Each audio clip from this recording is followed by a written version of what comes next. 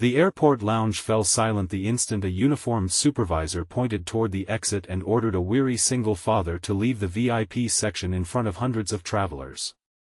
His young daughter clung tightly to his hand while strangers whispered, security stepped closer, and cameras quietly began recording what looked like another humiliating moment for an ordinary man.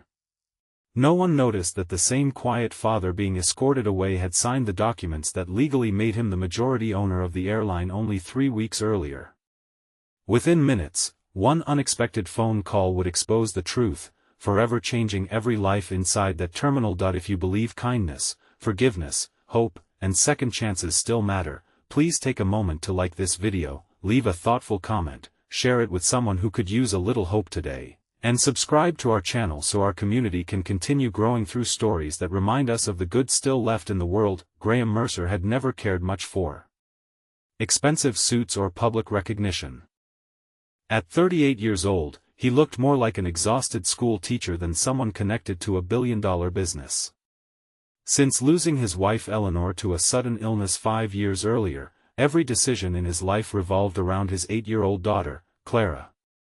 Every morning began with packing lunches, brushing tangled hair, helping with homework forgotten the night before, and finding reasons to make a little girl smile despite the empty chair that remained at their kitchen table. His wealth had arrived unexpectedly after years of building aviation software that quietly transformed airline logistics across Europe and North America. When the elderly founder of Horizon Crest Airlines decided to retire without heirs, he sold controlling ownership to Graham, believing the humble widower cared more about people than quarterly profits. Graham accepted only after promising he would first understand the company from the ground before ever introducing himself as its owner. Instead of announcing his new position, Graham spent weeks traveling anonymously through airports, observing employees and customers. He wore ordinary clothes, carried his own bags, waited in regular security lines, and listened carefully to frustrated travelers. Every complaint became another lesson. Every smiling employee became another reminder that leadership lived in daily actions instead of executive offices. Clara accompanied him because summer vacation had begun, and Graham wanted her to see the world while teaching her that respect should never depend on money or titles. She adored airplanes because they reminded her of stories her mother once told about adventures waiting beyond every horizon. On a bright Saturday afternoon they arrived at Aldridge International Airport for another observation trip. Sunshine streamed through enormous glass walls, filling the terminal with warm golden light. Families hurried toward vacation flights while business travelers balanced coffee cups and laptop bags.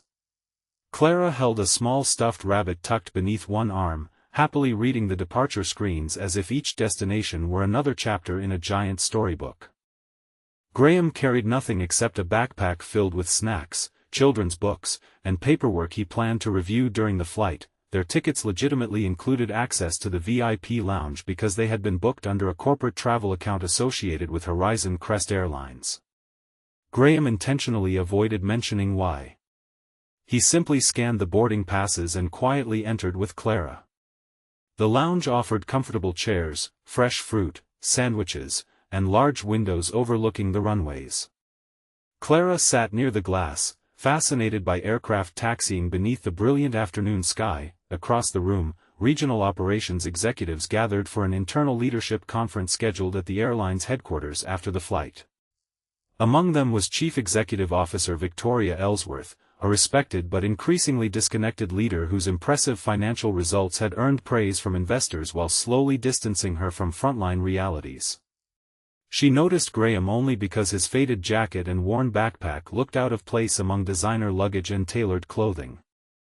Without asking questions, she assumed someone had entered by mistake. A lounge supervisor named Preston received a discreet instruction to verify the father's credentials. Preston approached with practiced politeness that gradually hardened into suspicion. He asked several questions that other guests had never been asked. Graham calmly showed his boarding pass again. Everything appeared valid. Yet Preston remained unconvinced because appearances often shaped his judgment more than evidence. Several executives began watching. Their quiet curiosity quickly transformed into uncomfortable entertainment. Preston requested additional identification. Graham provided it. Then another employee insisted there must be a system error because someone dressed like him could not possibly belong in the premium lounge. Clara looked up from her coloring book, sensing the growing tension. Graham never raised his voice. Years of grief had taught him that dignity often required silence stronger than anger. He simply explained that his reservation had been confirmed and that he wished to wait peacefully for boarding with his daughter. Preston interpreted the calmness as stubbornness. Believing he was protecting exclusive standards, he called airport security. The atmosphere shifted immediately. Conversation stopped. Phones quietly lifted to record the unfolding scene. Clara squeezed closer to her father, confused by the attention. She whispered that perhaps they should leave because she did not want anyone getting into trouble. Graham gently smiled and assured her that telling the truth never required fear. Security officers arrived but behaved respectfully. Even so, Preston insisted policy demanded removal until the reservation could be investigated. Before Graham could respond further, Victoria glanced toward the gathering crowd with visible irritation. Concerned about maintaining the company's image before influential clients, she nodded in agreement with Preston's decision without personally reviewing the facts. The sight of Clara walking beside her father toward the exit with tears filling her eyes unsettled several employees, yet no one challenged the decision. Many assumed senior leadership must know something they did not. Others remained silent because speaking against authority carried professional risks. Graham accepted the embarrassment with remarkable composure, placing one reassuring hand on his daughter's shoulder while carrying their small backpack himself. As they reached the lounge entrance, Graham quietly answered an incoming phone call from the airline's corporate legal department. He spoke only briefly, asking whether the final ownership transfer documents had been officially filed that morning. The attorney happily confirmed that every signature had been completed and congratulated him once again on becoming the controlling owner effective immediately. Graham thanked him, ended the call, and simply requested that the executive board meet him at headquarters after landing. The attorney, unaware of the airport incident, immediately informed the corporate secretary that the new owner wished to meet leadership in person. Within minutes, confidential notifications spread through executive communication channels. One message reached Victoria's assistant, who froze after reading the attached ownership confirmation bearing Graham Mercer's photograph. Victoria stared at the image in disbelief. The ordinary father removed from the lounge only moments earlier was now legally the man who owned the airline she had managed for years. The color drained from her face. Every assumption she had made collapsed beneath the undeniable truth. Without waiting for anyone else, she hurried toward the terminal where Graham and Clara now sat quietly near a large window overlooking departing aircraft. Clara had recovered enough to feed crumbs from her sandwich to a small flock of birds gathered outside the glass, smiling again despite everything that had happened. Graham watched her with the gentle patience of a father determined never to let the world's cruelty become his daughter's burden. Victoria approached with genuine humility, replacing every trace of executive confidence. She apologized sincerely for the humiliation they had experienced and admitted she had judged appearances instead of facts. Graham listened without interruption. His expression held disappointment rather than anger. He explained that he had intentionally traveled anonymously because reports rarely revealed how ordinary people were actually treated. He had hoped to discover isolated problems. Instead, he had witnessed an entire chain of assumptions where no one stopped to ask whether kindness should come before status. The surrounding employees gathered silently. Preston looked devastated as the truth spread through the terminal. He expected immediate dismissal. Several executives prepared themselves for severe consequences. Instead, Graham asked everyone to remain. He spoke quietly enough that people leaned closer to hear. He explained that ownership meant responsibility, not privilege. Removing one frightened father from a lounge mattered far less than understanding why so many intelligent professionals found it easy to embarrass someone based solely on clothing and appearance. He reminded them that every traveler carried invisible burdens. Some were grieving loved ones. Others traveled toward hospitals, funerals, military deployments, family reunions, or life-changing opportunities. An airline transported more than passengers. It carried human stories deserving equal respect. Clara gently slipped her small hand into her father's.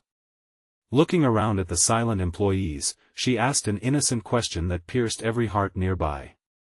She wondered whether the next little girl without a fancy jacket would also be asked to leave. No executive could answer. That simple question transformed the meeting more powerfully than any corporate presentation ever could. When the flight landed later that afternoon, Graham convened the executive board in broad daylight inside the airline headquarters. Instead of beginning with financial forecasts, he played silent security footage from the lounge. Every painful moment unfolded across the conference room screen. No dramatic music. No accusations. Just ordinary people making ordinary choices that created extraordinary hurt. After the recording ended, Graham announced sweeping changes. Employee performance would no longer be measured only through efficiency and revenue. Compassion, fairness, customer dignity, and ethical leadership would become equally important. Every executive would spend several days each year working anonymously alongside frontline employees. Customer complaints involving disrespect would receive direct executive review. Scholarships honoring Eleanor Mercer would support children who dreamed of aviation careers regardless of financial background. Lounge access policies would be simplified so staff focused on verification instead of appearances.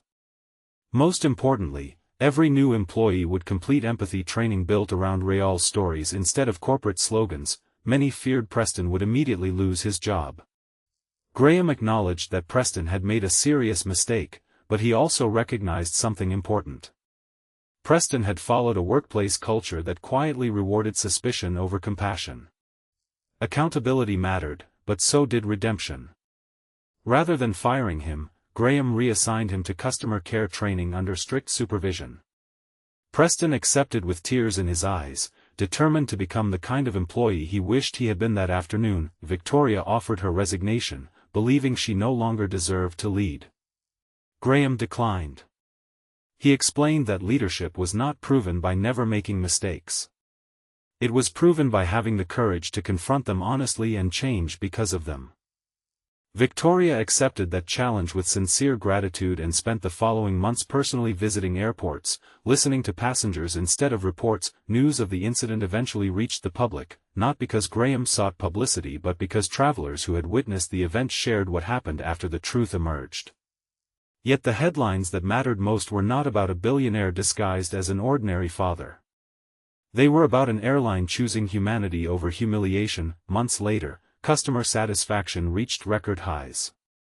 Employee morale improved dramatically. Travelers frequently wrote letters describing unexpected acts of kindness from staff members who now paused before making assumptions. Small gestures spread through the company like sunlight across a morning runway. Elderly passengers received patient assistance. Parents traveling alone found unexpected support.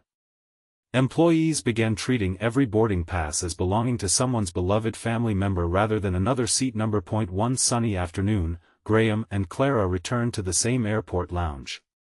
This time, no cameras followed them. No executives surrounded them. Preston greeted them warmly with genuine respect, kneeling to welcome Clara before offering her favorite fruit juice he remembered from their previous visit. Victoria happened to be walking through the lounge and smiled quietly from a distance, grateful that one painful afternoon had reshaped the entire organization. Clara walked to the same window overlooking the runway where airplanes lifted gracefully into the bright blue sky. She noticed travelers of every age, background, and appearance sitting together peacefully. Nobody looked out of place anymore. Graham realized that true success had never been about owning an airline. It had been about helping build one where every person felt they belonged before anyone knew their name. Before this story ends, please leave a meaningful comment sharing one moment when someone chose kindness over judgment in your own life, or tell us what lesson touched your heart the most. If this story touched your heart, please like this video, leave a meaningful comment, share it with someone who needs hope today, and subscribe to our channel so you never miss another emotional journey. May we all remember that the greatest measure of a person's worth is never the clothes they wear, the seat they occupy, or the title they hold, but the compassion they show when they have every opportunity to judge and instead choose kindness.